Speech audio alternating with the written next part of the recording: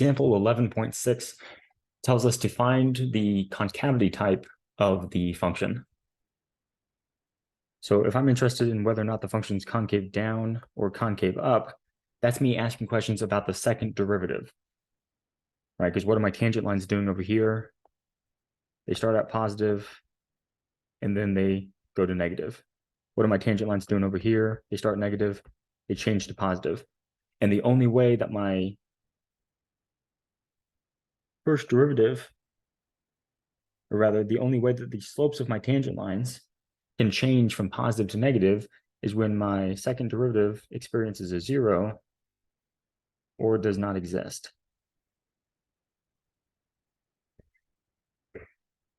So let's find our second derivative. The first derivative is 3x squared minus 12x plus 9. The second derivative is 6x minus 12. So is our second derivative ever going to not exist? No, it's a straight line. It will equal 0 when x is equal to 2.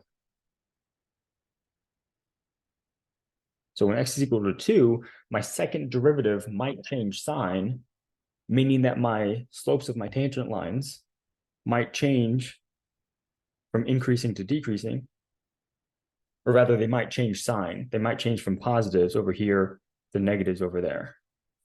And the only way that if my first derivative changes sign, then my original function might change concavity, right? It might go from concave down to concave up. So let's find some test points. Let's look at 0 and let's look at 3. If you plug 0 into the function, you get, if you plug 0 into the second derivative, you get minus 12, so that's negative.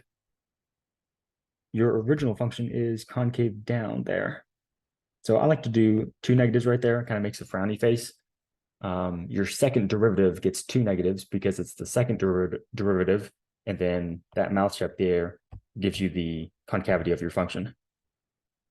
If we plug 3 into our second derivative, 6 times 3 is 18 minus 12, that gives me a 6. I get a positive number. Second derivative gets 2 positives. It is, or rather the original function is concave up. You have a little smiley face right there.